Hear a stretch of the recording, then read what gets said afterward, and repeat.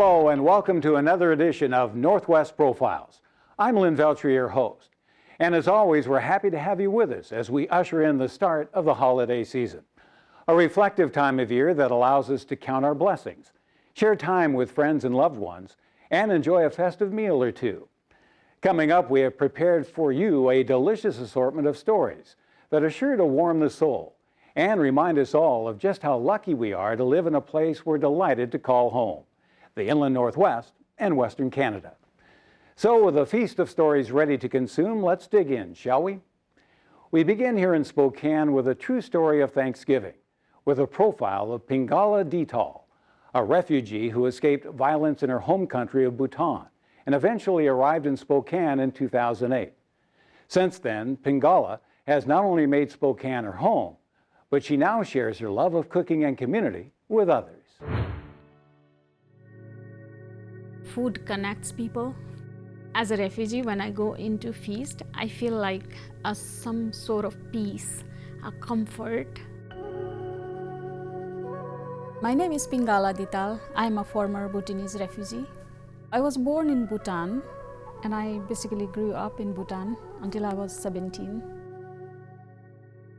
It was really nice living in the country where you are born, with your relatives around, going to school, dreaming about future, just a very normal life. But then we did not know what was coming from the government. We became the victim of ethnic cleansing policy implemented by the government in 1990. The government implemented a one nation, one people policy, which means we had to change our dress code to how we keep our hair. We felt like it was an attack to our culture. There was a peaceful protest. Whoever participated in the peaceful demonstration were tagged as anti-nationals. There was arrest, rape, all kinds of things, which basically forced people to flee. And rest had to sign voluntary migration form saying that I'm leaving the country happily, but which was at a gunpoint. When we fled, we came to India, but after 9 months, the India government did not want us in India. They loaded us in a truck and brought us to Nepal. Then the bilateral talk started to happen between the government of Bhutan and Nepal. We hoped that we would go back home in 6 months, which took them 15 years. The whole new generation were born in the camp. I got married and had kids. And after 15 years, the talk ended in a deadlock. We did not know where to go. Then we learned the US actually came up with an offer to resettle over 60,000 Bhutanese refugees. So we came to Spokane in 2008. At first I was worried being so far away and being a first family, not having anyone. We accepted this is our fate and we have to make best out of it. So that was our attitude. We learned about Dan Todd, who started the Inland Curry. He invited me as an international chef to do an event one evening. He started talking about a rotation kitchen. That was his dream.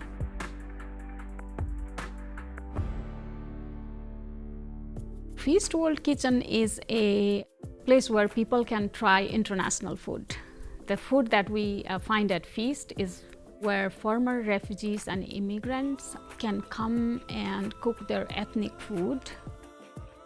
You know, food, it's our story. With the emadasi, that's from Bhutan, then you come to paneer, which is India, and then the tofu I got in Nepal. And with the American abundance, you can bring everything together. That's how I build my recipe and my menu. For me, it's basically living your past life and connecting to yourself. And I think it's growing, and Spokane is loving Feast, so which is really inspiring to see our city allowing Feast to grow. I work for Thrive, and I manage a program called Mahima, which means grace, where a group of women will come, they make jewelry together, they laugh, they have tea together. Then we start talking about deeper issues, but I work with the counselors to create that cultural humility so that the services will be more effective. We empower and we validate and equip refugee women to thrive in the Spokane community. And with that skill and strength, they can come together and build a stronger community. This is the purpose of my life, because I didn't get to do what I wanted to do. Now I find it's very fulfilling, very satisfying to see somebody smiling, somebody getting to do what they love to do. I just want to dig a little deeper into my own life project and why we have to be here this far away and why we can't go back to the place where we were born, even to visit. Everybody goes to their home country, but we can't. So that's my next project. Life doesn't stop where you are. The cycle keeps going. If you would like to support Feast World Kitchen and others like Pingala, please visit feastworldkitchen.org. Now for our next story, we enter into the world of dance with a visit to Los Bailadores del Sol, a Yakima dance company that entertains and educates people about traditional Mexican folkloric dance. Meet the company's co-directors and discover how they are taking steps to preserve dance traditions that date back centuries.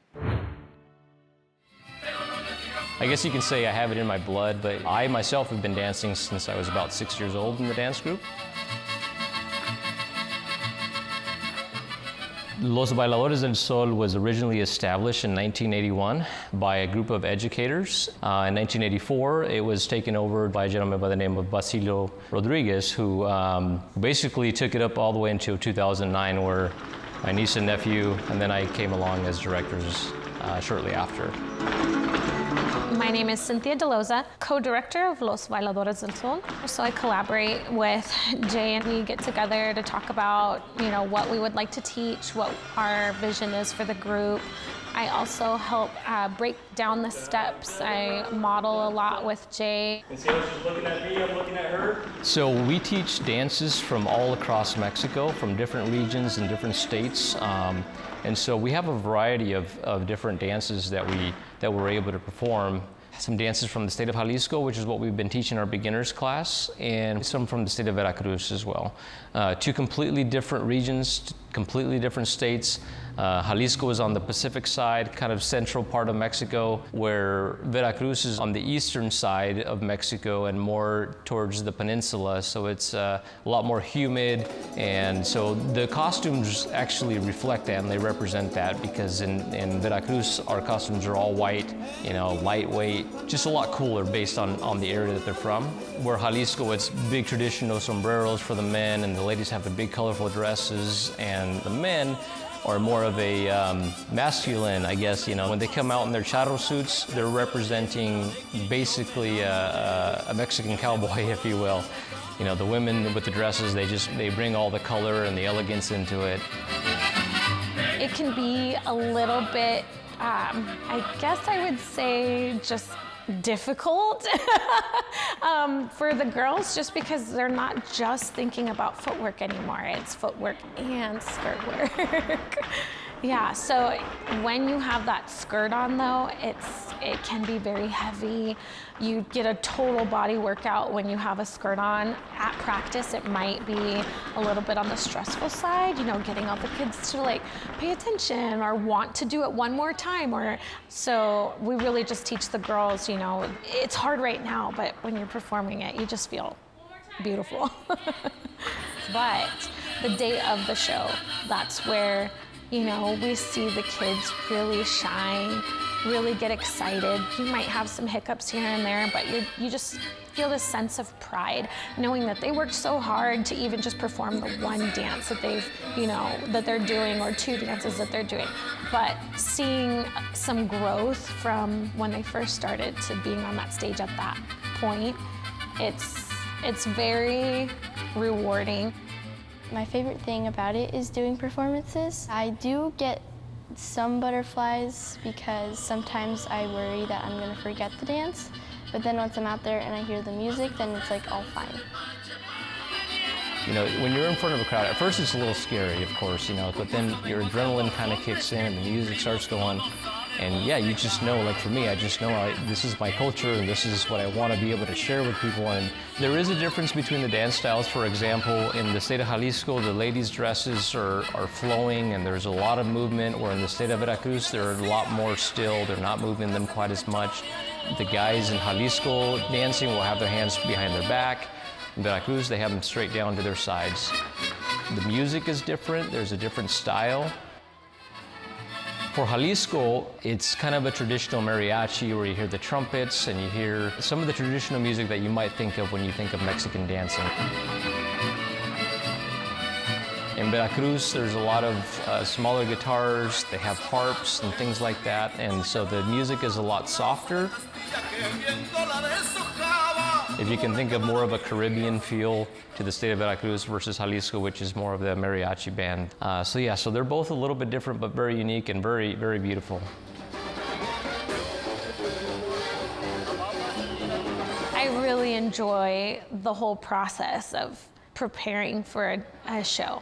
Just getting together with, some of the other female dancers and helping each other put, our hair pieces on, or, getting all the extra fluff, I guess, the lashes, the makeup, all that good stuff, getting them all that together, and really just bonding with some of the kids in our group or with our own family members. That's my favorite part, I guess, is all the backstage stuff. We're not just performing, we're making memories, we're spending time with our family, our friends, and just knowing that we're, creating those memories, it's very heartwarming.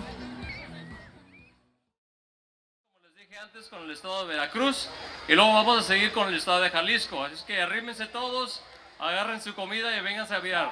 Espero que les guste. I just feel as being a Mexican American, it can be difficult. Sometimes we just lose our sense of culture. We kind of develop our new culture, being around whatever community you live in, you develop that culture, which is 100% okay. But we should always, always be tied to where our history came from, where, our family members have come from. We don't charge anything to our students. We're just teaching it. We're out here, we're doing it for free, and we're trying to pass that culture and those traditions on to the next generation. The way that I see it is that our culture, our tradition, the beauty of the traditional Mexican dancing, it kind of lives and dies with each generation, right? So if we don't pass that along, then that's it. That's as far as it goes, and I feel like it's our duty and our responsibility to be able to pass that on to the next generation.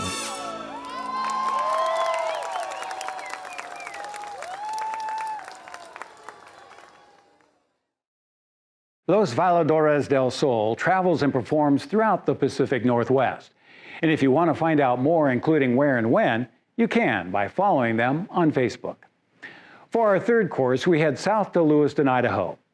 Just outside the city on Craig Mountain, you'll discover beautiful Lake Waha. The lake has a long history with the locals, who back in the day would flock there on hot summer days. Today, we're stopping on the way at the locally famous Waha Grill to enjoy a fine meal with a generous side of local history. If you lived in Lewiston, Idaho in the late 1800s and wanted to escape the summer heat, Lake Waha was the place to be. Back then, the 19-mile trek could only be reached after a very dusty 4-hour horse and buggy ride. The 2-mile-long lake was a beautiful setting for a cool summer break. The word Waha is the Native American word meaning subterranean water or beautiful. In the old days, we'll go back 100 years, this was quite a place. And where the old saloon was on the corner, that was a stage stop. For many years, Waha was the first stop on the stagecoach line between Lewiston and Cottonwood, Idaho. As the area grew in popularity, dances were held every Saturday night, and a hotel with nearby cabins sprang up to accommodate summer travelers. In 1892, the original Waha store, which served as a post office, stagecoach stop, and store, was built near the lake. Eventually, Waha had 2 stores. The story is Harvey Hartley owned the old one, but he sold it to a guy, and that guy was a terrible man to be in business. And Harvey realized it, so he offered him $10,000 about a year later to buy it back. And he laughed at him.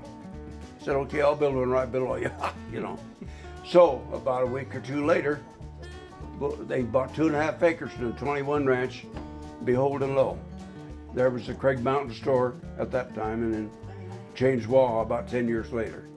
The last remaining historical building, the general store, burned down in 1983, but the Waha Bar and Grill remains. Opened in 1975 and originally named the Craig Mountain Store, the Waha Bar and Grill has had its share of owners come and go. The current owners, the Haywards, have made operating the grill a family affair. Well, we didn't choose it, it chose us.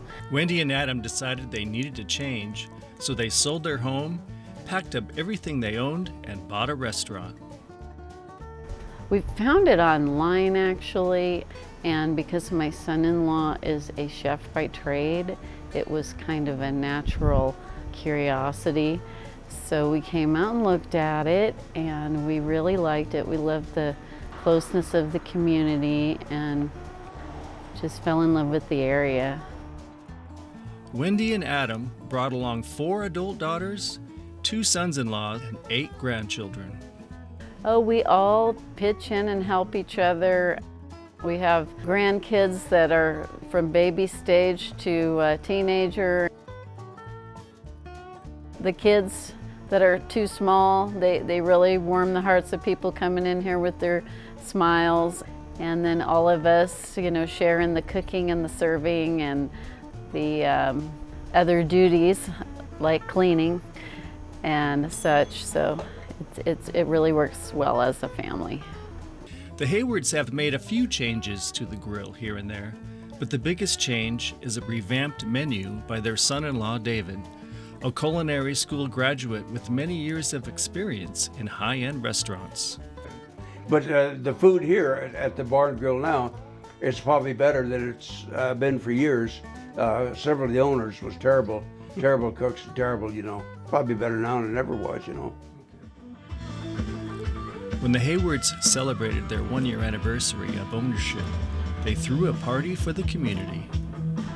Well, I've learned a lot since I've been here. There is quite a lot of history with the stagecoach running through, and used to be an older general store that burned down, and there used to be an ice cave, and so there's a lot of curiosity and nostalgia here. And there was an ice cave, and you could go back in there. It was partly back in the mountain, and it was probably 40 degrees, 38, 40, somewhere there. And that's where they kept all their beer and their cold drinks. But in the summer, there's a bar in there with a sawdust floor. And people, when it get 110 in the valley, come up, and in the summer, that was always full. People bellied up to the bar sitting in there in that ice cave. One thing that Wendy and Adam did bring back from the past is the general store. Serves a lot of the community that lives up here, as we are not really close to town. The community really relies on this place as a place of, coming together and having a place to eat, but a place to just gather around and meet each other. And so it's been here for so long that people do rely on it, and we try to be there and available for them. In appreciation of the local community that supports them, Waha Grill is serving its annual free meal on Thanksgiving Day. Now our dessert course, and just in time for the holidays. You might be wondering, what does it take for someone to be a mega collector? Well, you're about to find out when we take a peek at an extraordinary and sizable collection that for many of us symbolizes the holiday season. Like most collections, it started small, and in this case was passed down from father to daughter. A large assortment of treasures gathered in a room and on display is a collection of treasured objects, objects that are customarily associated with the holiday season. With a little bit of family help from her father, Hal Davis, CJ has amassed a huge selection of nutcrackers that fills a bevy of shelves in her Hayden, Idaho home. To put you in the mood, you can't enjoy something like this without a little bit of music.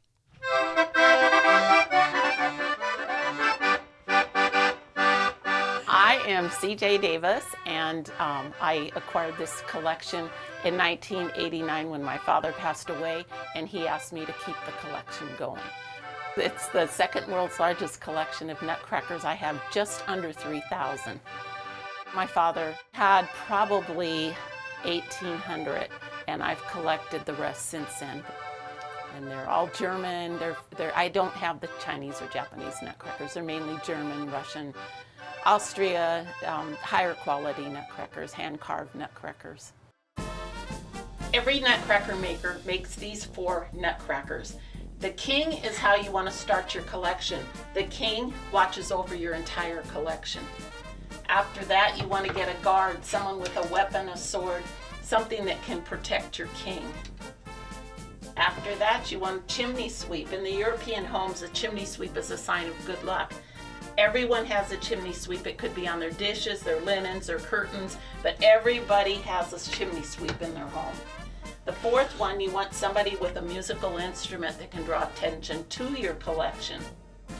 So those are the first special ones. Then the German artists decided to do the doctor, the baker, the candlestick maker, and all of the characters from all the different fairy tales, and make them special to the American people.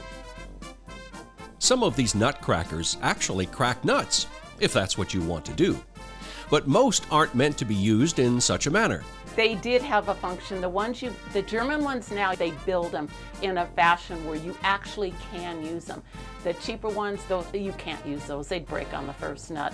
But yes, they did have a purpose. And the metal ones made by Krakenbush, those all had a purpose. And these are more of a novelty, I think, of the character or the series of the character, like the Wizard of Oz, and this series here of the King's Court, Merlin, and people buy the series. And it's whatever fairy tale or story that they like, and they buy the series, but they're not buying them to crack nuts. This is known as an indirect pincher type, where they actually do not crack in the mouth, but they crack in the back. First nutcracker my dad got. A little gnome. I was 6 years old, and on our way from Milwaukee, Wisconsin to Iowa to visit my grandparents, and we stopped at an antique store, and he found this little gnome, and he had to have it. My mom had it. I thought we were going to have a divorce on the spot. My mom said, "What are you buying that thing for?" And then came 2, and then came 3, and then came they came in faster than I could dust. And we had a bookshelf of them, and the bookshelf turned into this. It's hard to imagine the Christmas season without nutcrackers. Derived from an 1816 German short story called The Nutcracker and the Mouse King, a ballet was adapted from it in 1891 and has since spawned an industry associated with them. But nutcrackers have been around for centuries and have advanced in design and function to today's eye-catching, colorful, collectible objects. The German nutcrackers show their teeth, where the American makers don't show their teeth. And they believe, it's a German folklore, that they believe that, like a trusty dog, they come out at night and say, "Hail to thee," and that is to protect their owner. The American artists don't believe that folklore. Next to the world's second largest collection of nutcrackers, the world's largest resides in Leavenworth, Washington, at just under 10,000 in their museum, which leads to CJ's plan for a future home for her collection. This collection is going to join the collection in Leavenworth. When, I don't know. It's got to be pretty soon because of my age, but I'm going to donate it to, and it was my father's wishes that it go to that museum, and more people in the world can enjoy it. This has added a lot to my life. It's fun to share them. They like to be seen. They like to be shared, which is quite loud around here. Especially at midnight when you hear them all. Hail to thee. It's so noisy up here. Wow, what a collection. And on that note, and with our appetite for quality storytelling satisfied, it's time to call it a day. And of course, be sure to join us again for more Northwest Profiles after the first of the year. Until then, this is Lynn Veltri wishing you the happiest of holiday seasons. And remember, the Inland Northwest and Western Canada offers plenty to see and do year-round. So go exploring, and when you do, take time to enjoy the view.